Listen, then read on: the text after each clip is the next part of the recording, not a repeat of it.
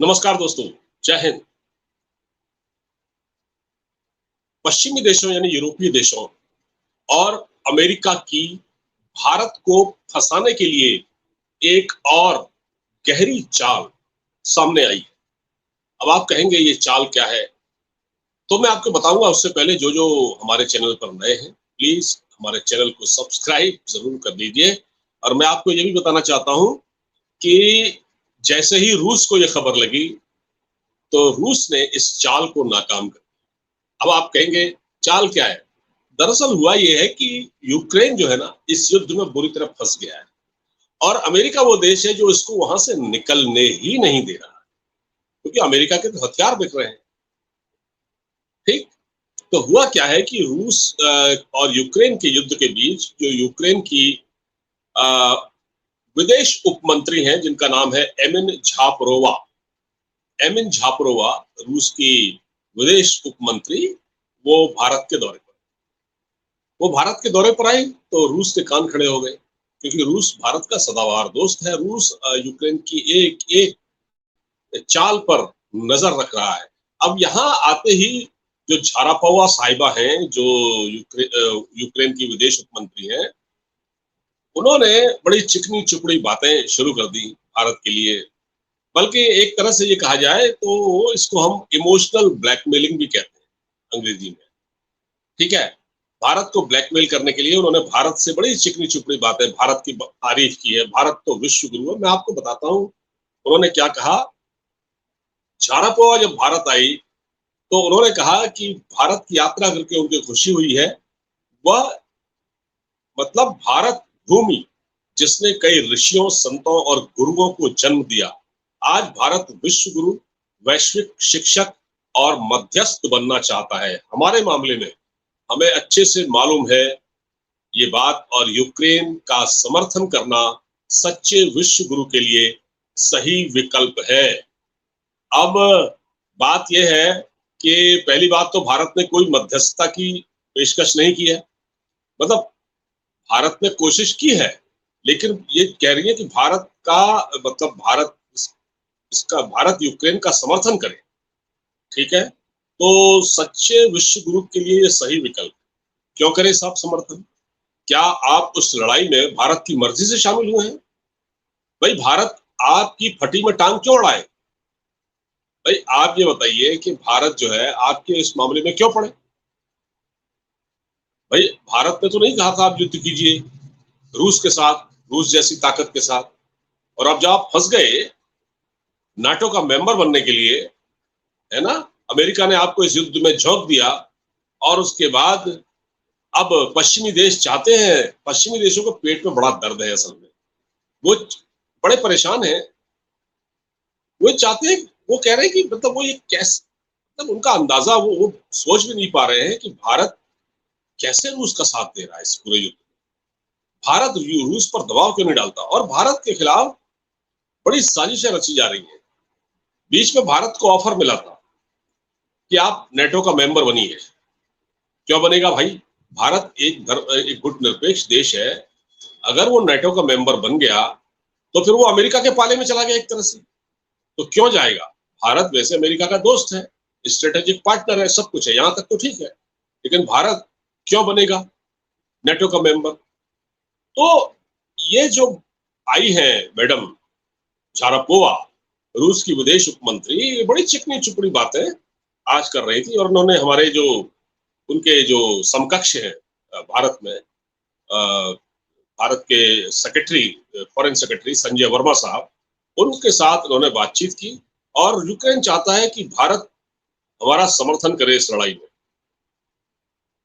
अच्छा। अब अब एक चीज और है।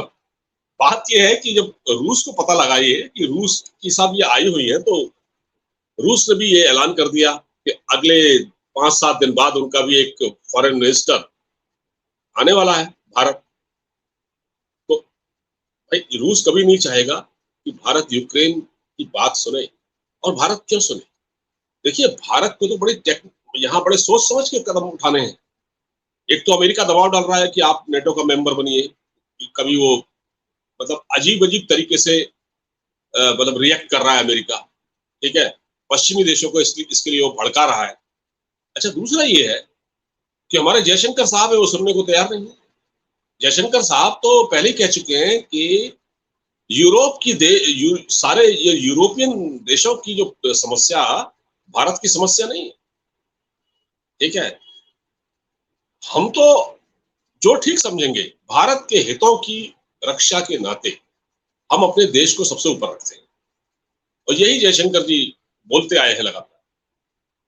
तो अब जो मैडम आई हुई है झारापोवा, अब इनसे ये पूछा जाएगा, मैडम आप यहाँ आई हैं वो तो ठीक है, लेकिन आप ये बताइए कि आपको पाकिस्तान हथियार सप्लाई कर रहा है लड़ने के लिए। कराची बंदरगाह से हथियारों की बड़ी खेप आपके यहाँ पहुंच रही है, और पाकिस्तान आपको तकनीक भी प्रदान कर रहा है, ऐसी भी खबरें हैं। मिसाइल तकनीक आपको दे रहा है, हथियार दे रहा है। क्यों दे रहा है? तो ये पाकिस्तान का जो आर्मी चीफ है आसिम मुनीर, ये इसकी चाल है, क्योंकि अभी यूक्रेन ने गेहूं दिया है पाकिस्तान, ठीक है, और पाकिस्तान वहां से गेहूं खरीद के तो डॉलर कमा रहा है, गेहूं खरीद रहा है, इससे यूक्रेन को फायदा हो रहा है। और रूस ने भी अभी पाकिस्तान को गेहूं दिया है, वीट दी है कई टन, और पाकिस्तान रूस से तेल भी खरीदना चाहता है। जैसे आज ही इमरान खान ने बयान दिया, वो फिर भारत की तारीफ पर दोहराए। उन्होंने मोदी साहब की बड़ी तारीफ की, लगातार वो कर रहे हैं, जब से वो विपक्ष में है तब से वो लगातार तारीफ कर रहे हैं। यहाँ पाकिस्तान का जिक्र करना है बड़ा प्रासंगिक इसलिए है क्योंकि भाई, एक तो यूक्रेन भारत से समर्थन मांग रहा है, दूसरा वो पाकिस्तान से हथियार भी खरीद रहा है, तो ये भारत को बर्दाश्त नहीं है। ठीक, और एक बहुत बड़ा खेल चल रहा है, पूरे दुनिया में एक बहुत बड़ा खेल चल रहा है। तो इमरान खान ने कहा कि देखिए, भारत की विदेश नीति बहुत अच्छी है, भारत क्वाड का मेंबर भी है, क्वाड का मेंबर होने के बावजूद वो रूस से सस्ता तेल खरीद रहा है। क्वाड का मेंबर भारत है, भारत के साथ अमेरिका भी है, और रूस उसका मेंबर नहीं है। तो अमेरिका तो रूस को चाहता ही नहीं, अमेरिका तो चाहता है कि रूस को एकदम बहुत कमजोर कर देना हर तरह से। ठीक है, तो अमेरिका इस चीज को बर्दाश्त नहीं कर पा रहा। तो इमरान खान जब ये कहते हैं कि भारत तो सस्ता तेल खरीद रहा है रूस से, तो ये तो भारत की विदेश नीति की कामयाबी है ना। भारत कोई अमेरिका के पाले में थोड़ी है, भारत की स्थिति पाकिस्तान जैसी थोड़ी है। वो भारत वो पाकिस्तान की तरह दो दो नाव में पैर रखकर नहीं चलता, दो पाटों में नहीं फंसा हुआ। वो एक तरफ, वो किसी के पक्ष में नहीं खड़ा होता है, ना वो चीन के साथ है ना वो अमेरिका के साथ है। अमेरिका लाख कोशिश कर रहा है कि वो नेटो का मेंबर बने, ताकि रूस पर दबाव बनाया जा सके, रूस को फिनिश किया जा सके, लेकिन ऐसा हो नहीं पा रहा है। और यही इन विदेशी ताकतों की छटपटाहट है। और जो ये शारापोवा मैम आ चुकी हैं, जो कि यूक्रेन की विदेश उप मंत्री हैं, और जितनी चिकनी चुपड़ी बातें कर रही है, भारत तो विश्व गुरु है, भारत तो ऋषियों मुनियों का, तो ठीक है यार, ऋषि मुनियों का देश है, तो भारत ने अपना धर्म निभाया है ना। भारत ने कहा है कि आप बातचीत की मेज पर आइए, बातचीत कीजिए।